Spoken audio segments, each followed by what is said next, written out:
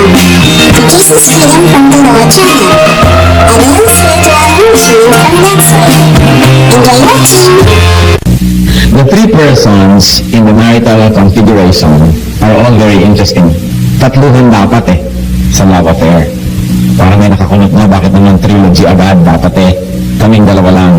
Meron pong tatlong karakter dapat sa pagsasama ng mag-asawa para ito magtagal. At hindi lang magtagal, ito ay maging maganda, makulay, magbulaklak. Unang-una, of course, not necessarily in order of importance, is man. The man, the male part of the marriage.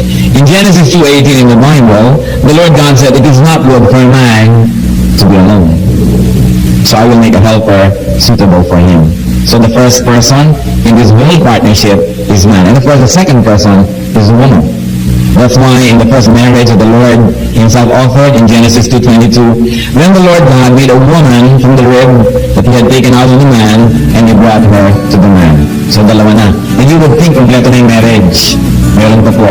The more important part of this partnership is God himself. Marami pong mga marriages ngayon nagkakagulo kasi yung babae lang at lalaki, hindi nila naisasali ang Diyos. Pag gumagawa ng mga desisyon, sila lang nag-decide, o yung babae lang, o yung lalaki lang, hindi kasali ang Diyos. O kaya lumalabas sila sa mga kautusan ng Diyos, kaya nagkakagulo.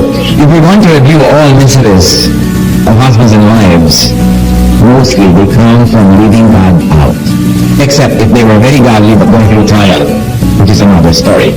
So ang Diyos is the third person in marriage. Dahil una-una siya ay creator, there could have been no marriage without creators, without the creator himself. So Genesis 1:27, so God created man in his own image. In the image of God he created him. Male and female, he created them. As creator, God is the author and sustainer of the union and the marriage of man and woman. So Matthew 19:6 in the New Testament, it says here about people who are married, so they are no longer two, but one. Therefore, what God has joined together, let man not separate. So ang Diyos pala ang nagtatali ng kasal ng matrimonyo. Ang Diyos mismo, wala nang iba. And God, because He is authority and above all authority, sometimes can be represented by legal personages or by religious leaders. And these are the ones who complete the signing of the documents. So a man, a woman, and a religious leader are a legal, civic, governing personage, representing the economy, the power, the system, the government of God. So, man, as we see here, was made in God's image. Ang ganda-ganda po ng sequence ng thought. Pagka pinag-aralan natin mabuti yung Genesis, God created man in His own image. And then He says, male and female, He created them. So man is part of God's image. Woman is another part of God's image. But man and woman together in matrimony gives you an image of God's unity and completeness. In other words, sabi nila, a man doesn't find completion until he finds his missing rib. It may be very poetic and up to a great extent it can be true, but of course it's not absolute. However, what we're saying is, man was made for woman and woman for man. To the point, sabi nila magkaiba yung lalaki daw, mostly umaandar intellect, women, intuition. Kahit magkatabi sa upuan yung babae at lalaki, magkatugma. Diba? Yung mga lalaki, may maliliit ang hips, babae mas malaki. Yung lalaki naman, laki-laki na shoulder. Ang babae naman, maliit ang mga shoulder. Subukan yung pagtabihan ng dalawang babae, siksikan masyado. O dalawang lalaki, for that matter, hindi mo malaman kung saan dadalhin yung balikat mo. Kahit sa ganung configuration, talagang alam natin they were made one for each other.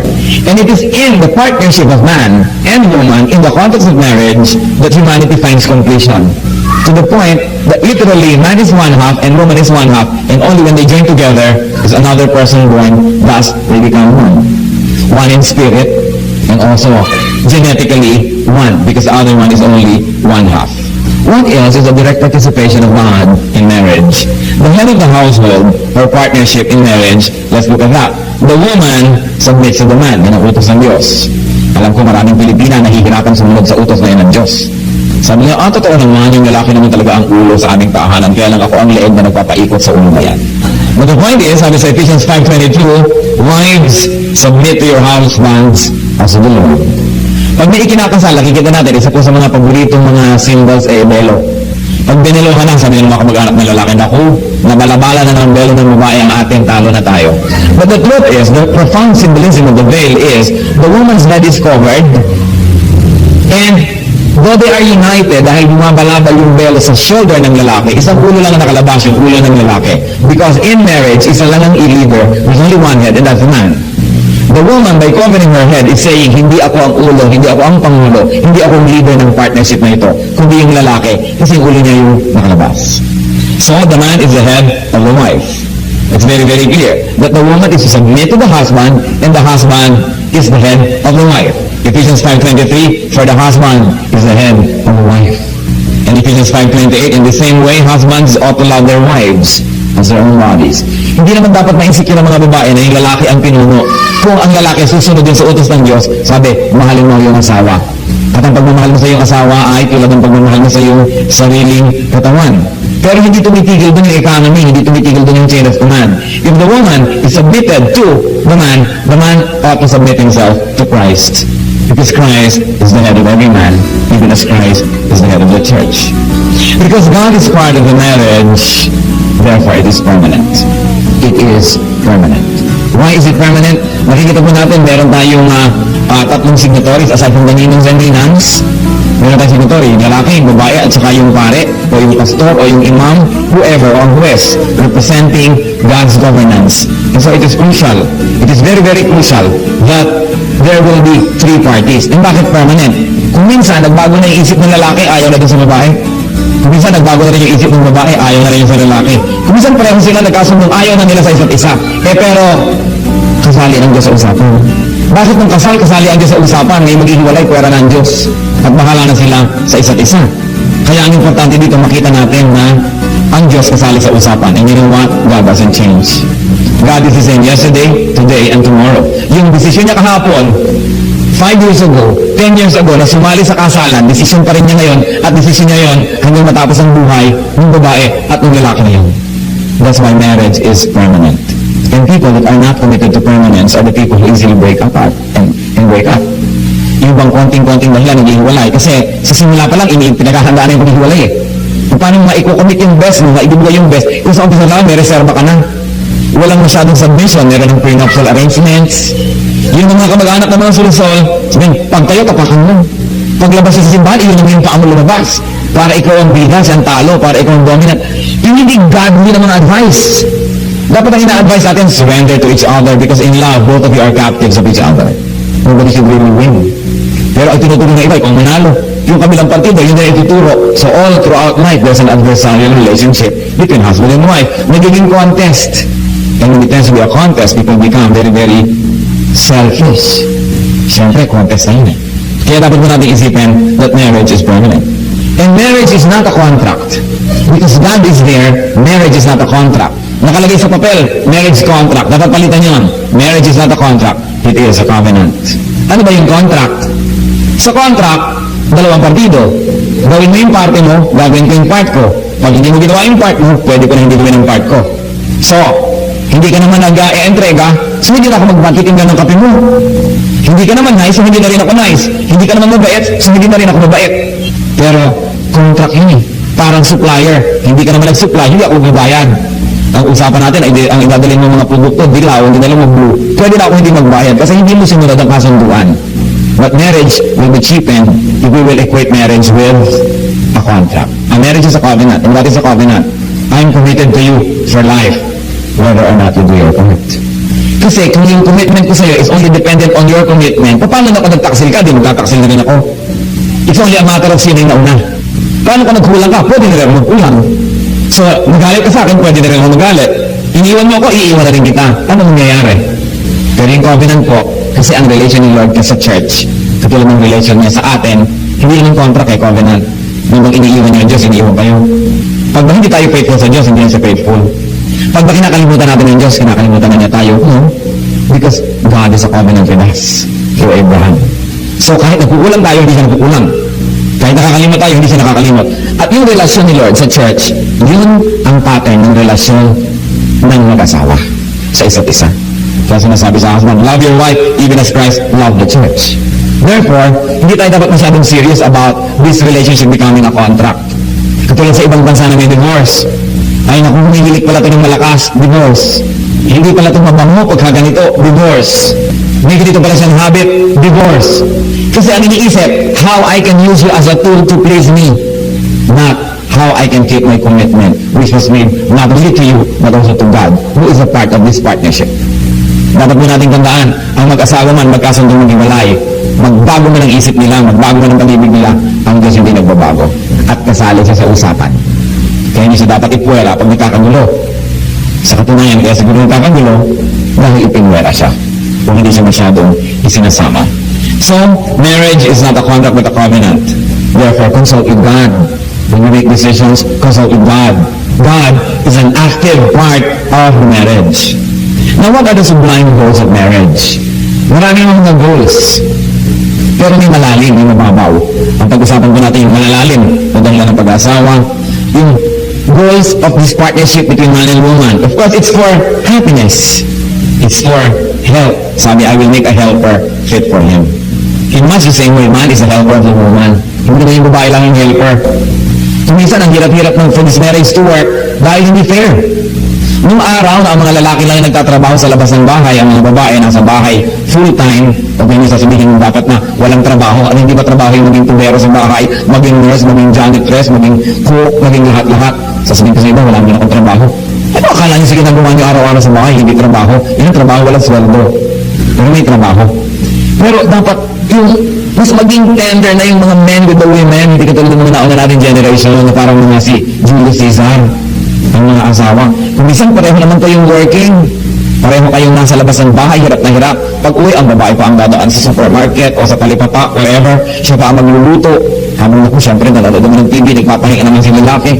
At pag bulog, hain naman itong babae, pagkatapos tayo na naman ulit ang lalaki at manonood na naman ng TV habang ang babae ligpit ng ligpit. At kung walang mga katulong, nagbababad ng labada o naman lang siya na isusuot bukas, syempre, nakahiga na si Mr. Hindi ko na, nagyayaya na naman. So, hindi na matapos-tapos yung babae. Ang sabi ng Panginoon sa lalaki, love your wife as you love your own body. Napakahalaga. Mabuti ng mabuti kung full-time housewife, ay kung minsan hindi na uso yun eh. Because of the needs ng pamilya, parehong merong trabaho. Ito dapat nagtutulong. Hindi nababawasan ang pagkamacho kung naghuhugas ng plato. Hindi nababawasan ang pagkalalaki kung nag-aalaga ng bata. Yung mga tribal times na yung mga babae mag-aalaga ng bata dahil yung lalaki mahawak na si bat dahil baka sila sumuli ng kabilang tribo, yung ka mag-alaga ng bata pero hindi mo na kailangan ng bat. Pwede na. Kaya napakahalaga po yung ganun yung nag-evolve na definition natin ng relationship. Actually, hindi mo kailangan mag-evolve eh. Balikan nyo lang yung kinasabi sa Bible. Kaya lang napakalayo natin kumisan sa sinasabi ng salita ng Diyos. Kumisan tayo napaka-religyoso pero malayo tayo sa salita ng Diyos. Religiosity and spirituality are seldom the same. It is very important to go back to the basics of what the Bible teaches us. So that's a sublime goal, to be happy. And another sublime goal of the partnership is, of course, procreation, raising up a family. To populate the earth, not with just earthlings, to populate the earth with worshippers. Bakit ba nilikha ng Diyos ang tao? Para siya worshipin. So dapat, habang pinaparami ang tao sa planeta, dumadami ang worshipper. Therefore, it becomes a divine obligation of man and woman, husband and wife, not only to raise up children, not only to raise up intelligent children, but to raise up godly worshippers. It's important. If you don't win for Christ, the youth, early on, they can become your enemies tomorrow. And the greatest enemy can come from your very own household. That's why you've got to go back to the very basics of what God's Word teaches us. What about man and woman with God? Kanina kasi man and woman lang yan, ano ba yung goal nila together? Now, man and woman on one part, and with God, ano ba yung goal? The goal of marriage is worship. Bakit ba binigyan si Adan ng babaeng makakasama para makatulong sa kanyang pag-manage ng resources ng planeta, para makasama niya sa pakipag-fellowship sa Diyos, para makasama niya sa worship? It's very crucial. What else? Man, woman with God. The higher goal of marriage is righteousness and holiness. Bakit? Sabi ni Paul, si Paul kasi single eh. Sabi niya, well, yung mga gusto sa inyo mag-serve kay Lord nang wala ng mga iba pang aalalahanin, I just will stay single. But, sabi niya, if you are aflame with passion to the point that you will commit sin, marry. Ibinigay yung institution of marriage para yung ating very legitimate physical needs and physical desires may be met. Wala nang excuse ang isang taong may asawa na humanap pa ng physical pleasures outside of the marriage, kaya nga siya binigyan na ng asawa. It's already a perversion of God's design when any part of this partnership begins to look for physical fulfillment outside of marriage. Sa Leviticus 11:44, sabi ng Panginoon, I am the Lord your God, consecrate yourselves and be holy, because I am holy. So isa yung higher goal, worship, righteousness, holiness, and also fellowship. Fellowship with God. Man and woman together, fellowshipping with God. Hindi yung woman lang ang fellowshipping with God. Dito sa ating bansa, mayroong kakatuwang hanap ang maraming kalalakihan na ang relihiyon pang babae. Kaya magpupunta sa church ang buong pamilya, pagka masermon, nalabasan yung lalaki, maninigarilyo sa labas. Merong mga padasal-padasal ang mga pamilya, pag magdadasalan na, maglalabasan na yung mga lalaki, ang matitira yung mga babae at bata. Parang ibibigay natin yung spiritual leadership sa family sa babae. Hindi yun ang utos ng Diyos. Ang inutusan ng Diyos, ang maging spiritual leader ng pamilya, yung lalaki. Society is in disarray because men and women are abandoning their God-given duties and positions. So, man and woman together should fellowship with God through prayer, through devotion, through service. One of the deepest ways to fellowship with God is to do His work side by side with Him. Minsan iniisip natin, paano ba ako makikipag-fellowship sa Diyos? Paano ba kayo makikipag-ulayaw sa Diyos? Naroon na magdasal, naroon na manahimik, naroon na kumanta, lahat yan maganda. Pero wala pong mas malalim na paraan ang pakikipag-fellowship sa Diyos kesa gawin mo yung trabaho ng Diyos. To seek and to save the lost. Para yung mga ibang working mothers, hindi sila naiintindihan ng mga anak nila, so sometimes dinadala nila yung anak nila sa office or sa workplace. Because once they get to the workplace, the children begin to understand what their mothers do outside the house. And because of that, they have familiarity with what she does, mas naiintindihan nila. Lalo naman kung yung ginagawa ng isang tao, gagawin din natin. That's why social scientists, sociologists, social workers have their what they call immersion. Nakikisama sila sa mga taga-baryo o fishermen o taga-squatters o whatever para yung lifestyle ang naiintindihan nila because they work side by side with them. Gusto natin maintindihan ng Diyos, gusto natin siyang makilala ng mas malalim, sumama tayo sa kanyang trabaho. Maglingkod tayo sa kanyang tapat. Sumama tayo sa kanyang ministrations and we will fellowship with Him in a deeper way. Not all religious services are godly services. Kaya kailangan hinihiwalay po natin yung religion from spirituality. Yung iba naman habit na lang. Yung iba na lang nakasanayan. Yung iba aaten ng religious services para lang umaten ng graduation o laureate or whatever. Nandun lang sila dahil sanay ng lindong. Pero pag uwi, tanongin mo, anong natutunan mo? Ewan. Tungkol sa Diyos. Walang masabi. Paano lumilipad ang isip habang nasa loob? Kaya napakahalaga po that we not only become religious, but we really become spiritual. If we should know God, if we should know the Bible more, ignorance of the Bible is ignorance of God. Because what we ought to know about God is revealed in His holy word. And then, ultimately, what is the final goal of this partnership between man and woman, and then between these two and God? Eternal life with Christ. Yung pag-aasawa is a sample of completeness. Di po ba kulang nga yung lalaki, kulang yung babae, so the Lord deemed that they should be together in marriage para maranasan naman nila, sample pa lang, parang patikin yung ibig sabihin na maging complete. And that is meant to make man and woman long for the real and deeper sense of completeness, and that is eternity with God. Kung masasarapan kayo na may kasama kayong asawa, dapat yun lalong maging dahilan para tayo maghangad na makasama natin ang Diyos. Kasi yung kapwa nilang tao na may pagkakamali, may pagkukulang, yung masarap kasama. Yun is meant to tell us what we're missing. Nagmahal mo naman ng Diyos. Kaya yung pagsasama ng mag-asawa is meant to prepare them for eternal life. Eternity is very important. At pagka ang pareho ang mag-asawa may eternal life, they know that they are under the grace of God through the Lordship and Saviorship of Jesus. They know, kahit mamatay yung isa, mauna yung isa, medyo masakit, but you are not hopeless dahil alam niya makikita kayo muli. At sa pagkikita muli na yung anong nangyayari, hindi lang siya ang makikita mo, all the saints and God Himself. Marami pong mga tao pag nawala ng asawa, talaga naman parang pinipakluban ng langit at lupa. Parang nawala na ang lahat-lahat. Yung iba nagagalit pa sa Diyos, nagtatampo sa Diyos. Samantala, ang dapat natin gawin, kung sakaling nawala yan, magpasalamat tayo kahit sandali nakahiram tayo sa Diyos. Ganun din, kahit anak, nawala ang ating anak, dapat tayo magpasalamat, salamat po nakahiram ako. Dahil hindi naman kayo ipinanganak na may kasamang asawa, hindi naman kayo ipinanganak na may kasamang anak. We brought nothing into the world, that's what the Bible says, and we will bring nothing out of the world. So whatever we enjoy is only borrowed from God. Hiram. Yung mga tagal na pinahiram, sa halip na magpasalamat ng binawi ang pinahiram, nagalit at nagtampo pa. Kaya dapat po iniisip natin yung kung magkakaroon ako ng very special joy and sense of completeness dahil may asawa ko, ano pa kung si Kristo ang aking kasama? Ano pa kung si Kristo ang aking kaulayan? Sabi sa John 3:36, whoever believes in the Son has eternal life, but whoever rejects the Son will not see life, but the wrath of God remains in him. Napakahalaga po sa marriage, hindi lang yung ang goal natin. Magkabahay, magkalupa, magkabilang kotse, makapagpatapos ng mga anak. All those are nice goals.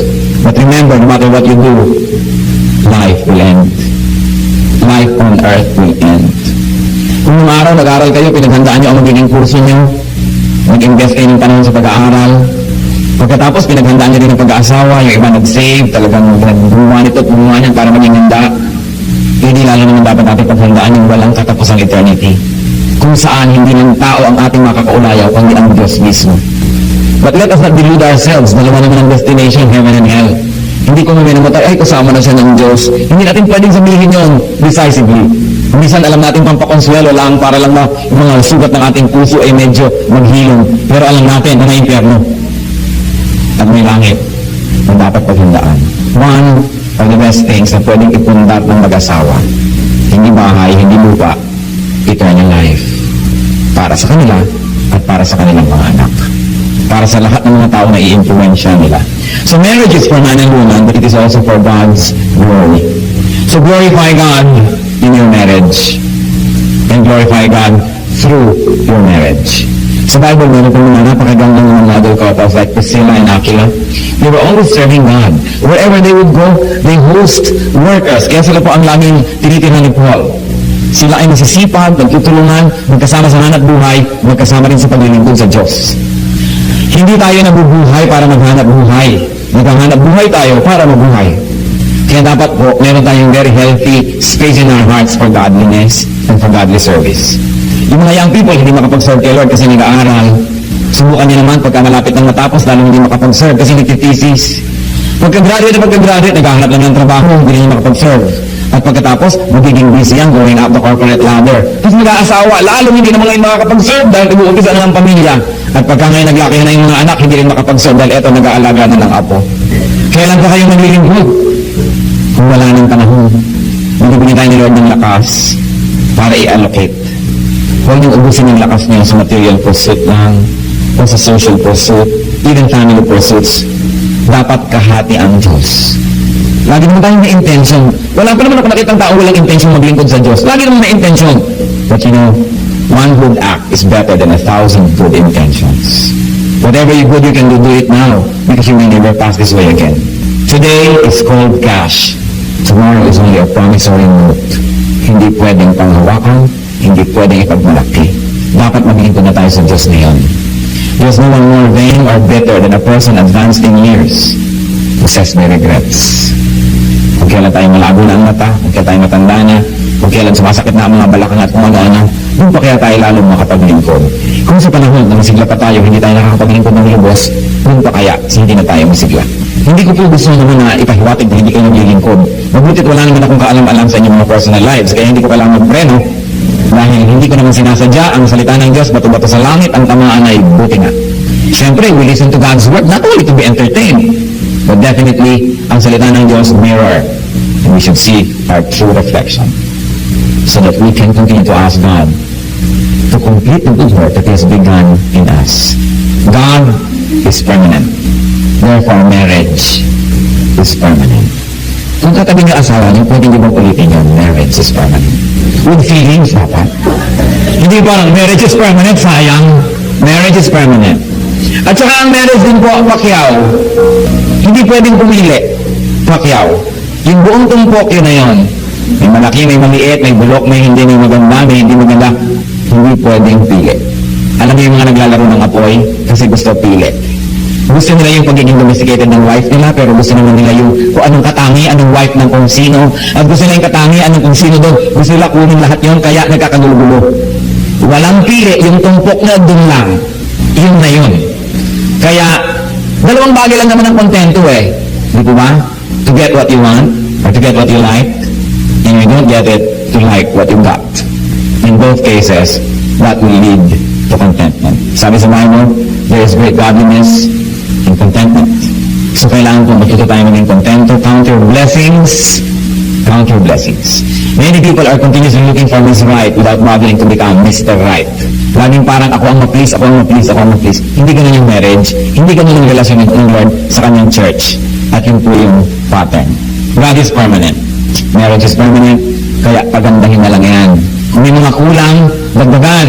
At kung talagang hindi na madagdagan, tanggapin nyo, yun na yun. Kailangan, hindi na hinahanap pa sa iba. Enjoy, do not endure marriage. And very important po sa marriage, acceptance. Mapapansin nyo siguro, hindi kayo siguro mag-disagree, sa pagtagal ng panahon, yung akala nyo pinakasalan nyo, iba pala. Meron din pala kayong mga illusions about the person, hindi pala siya yung totoo. So, nadidiscover nyo yung totoo, at yung totoo na yon, patuloy na nagbabago. Yung totoo 5 years ago, hindi na rin totoo ngayon. Halimbawa, 5 years ago, meron pa siyang kilay, ngayon, drawing na lang. Ganun talaga ang buhay. Nagbabago. Yung pinakasalan niya siguro, close-up smile, ngayon, nakababad na sa baso ang ngipin. Kasali yan sa pagbabago ng mundo. Napaka-unfair Napaka-unfair ng ating concept of beauty. Para sa atin, ang maganda yung nagtatagumpay labanan ng force of gravity. But you know that as we all grow older, we give in to the forces of nature. One of them, the force of gravity. So parts of our anatomy begin to sag here and there. Kasali yung sa tinatanggap. Nakaka-oppress kasi yung mga lalo sa mga babae na kailangan laging magpa-stretch ng mukha, magpa-kung ano-ano. Kaya kung minsan tuloy, sabi mo, ang ganda-ganda naman ng dimple mo. Hindi, pusod ko yan. Hindi na pala nakarating ang facelifting. Tuloy, kahit tawa na malakas, hindi na makatawa dahil matitilas ang pisngi. Di po ba nakaka-oppress? That's why, sa mga kapwa natin lalaki, dapat paalala. Pagka, when the faces begin to sag, nagkaroon ng mga kung ano, kasali yan sa covenant. Kasali yan. Hindi dapat na naghahanap ka ng mga kapitbahay mo na banat ang mukha at 14 anyos. Dahil, that is not God's way. Kung minsan, gusto mo yung magandang-maganda yung kamay, paano naman pumangit yung kamay, kalilingkod sa'yo at sa iyong anak. Therefore, magandang kamay yan. Ano po ba yung magandang kamay ng babae? Ang magandang kamay ng babae, yung kamay na naglilingkod sa kanyang asawa at sa kanyang mga anak. Yun ang magandang kamay. Huwag kayong ma-oppress ng Greek standards of beauty. Lalong-lalo, huwag kayong magpapadaya sa standards of advertising. Hindi sila totoo. Kahit yung mga model, kutakot-takot na makeup at lighting pa ang ginagawa bago kunin niya naglitrato. Huwag kayong magpa-oppress. Meron man dyan totoo bihira.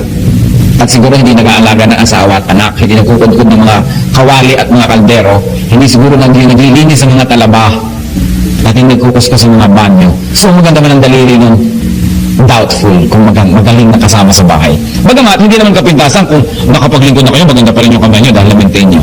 Pero hindi pangit ang kamay na kamay na naglilingkod. Yun ang magandang kamay. God is in marriage, so keep marriage sacred. Sabi sa Hebrews 13:4, marriage should be honored by all and the marriage bed kept pure. For God will judge the adulterer and all the sexually immoral. Huwag po kayo magpapadala sa mga pananaw ng sanlibutan. Alam niyo naman, sikat na sikat yung maraming asawa, yung maraming ganito at ganon. Hindi yan. Pag umuulan na ng asupre at kumukulog at kumikidlat at bumubuka na ang lupa, sa Diyos kayo tatawag. Hindi sa mga tagahanga natin sa ating mga kahangalan. Kaya yung mga sinahangan, wow, bilib-bilib ako dyan, dami-dami niyang asawa, yun ang unang tanaman ng mga kidlat. At pag kayo nanganganib, hindi kayo pwede humingi ng tulong doon, sa Diyos kayo tutulong. Kaya bago dumating ang panganib, obey God and live according to God's law. Because we will all face God. As sure as we were born, we will die. And we will meet our Maker. Ang pinakamalaki pong ibinigay sa tao ng Diyos na dapat niyang alagaan ay hindi ang planeta, hindi ang continent, kundi ang kanyang asawa. Some of you are very good fathers, but the first step to becoming a good father is to become a good husband. To become a good husband to your children's mother. Ganun din po yung mga nanay. Napakarami, lalo mga Pilipina. Bilib ako sa mga Pilipina. I have studied so many cultures. Ang husay ng mga ina. Pero kung minsan sa husay na ina, nani-neglect na rin yung mga husbands. So dapat mag-decide din kayong mga nanay. Sino bang katabi niyo sa gabi? Ang inyong mga anak o ang inyong asawa? Kasi para kung minsan mga inahing manok, nakapaligid lahat ang mga anin dyan. Kaya naaapektuhan tuloy yung personal relationship ng mag-asawa. Kaya mag-decide kayo, magiging ina ba kayo o asawa? Tatandaan nyo, asawa muna kayo bago kayo maging ina. At ganoon din po yung mga lalaki. Asawa kayo bago kayo maging ama. Yung mga anak, dagdag lang yan ng Diyos. Kadalasan kasi pag nagka-anak, nawawalan na kayo ng panahon para sa isa't isa, puro anak na lang, hanggang mga meses binig sa, kami naman parang magkapatid na lang. Delikado yung magkapatid na lang, baka may iba nang itinatangi, kaya kapatid ka na lang ngayon. Kaya dapat hindi nawawala yung passion. Alam niyo ba sa Bible, nabasa niyo na ba yung Song of Songs ni Solomon? It tells you about the intimate relationship between husband and wife. Very, very intimate, very sensuous, but nothing is dishonorable in the marriage bed. Basahin niyo po yun para lalong mabuhay ang apoy at magsiklab ang inyong mga pagmamahalan sa isa't isa. Kaya kailangan ay patuloy ang ligawan. Kasi naman kung minsan yung mag-asawa o mo-asawa na, yung lalaki hindi na siya nagpapakyut. Kung ano na lang, yun na. Yung babae rin hindi na nagpapakyut. Lagi na lang parang kinulang nakabuyang-yang. Hindi na tuloy panabikan dahil lagi na lamang nakahambalang. Kaya kailangan naman medyo playing hard to get kayo paminsan-minsan. Dahil yung courtship hindi dapat natatapos. You know, courtship must be lifelong. Hindi ka sumagot na naging asawa mo na tapos na. Dahil mamaya, you don't bother anymore to look nice. Pag uwi mo sa babae, may pakaseo. Di ba? Yung lalaki naman, gano'n ang itsura. So, nawawala na kayo pareho ng gana. Kailangan, obligasyon nyo to keep each other attractive. To keep yourself attractive for your husbands. Nagtataka naman ako maraming wives, very attractive sa lansangan. Pero sa bahay nila, kung kailan nandun yung asawa at katabi ko, ano nung putik ang nasa mukha, walang kilay, walang ngipin, iba-iba ang nakalagay na baterya sa buhok, hindi mo malapitan dahil hindi mo alam kung sasabog, mukhang dinamita. Tapos paglabas sa kalsada, ang ganda-ganda. You've got to decide kung kanino kayo magpapaganda, kung sa asawa nyo o yung mga tao sa lansangan. It's very important. It's very crucial. Bakit? The physical aspect of marriage is part of the spiritual aspect. Because God, in His infinite wisdom, created us as body, soul, and spirit. Kasali lahat yan.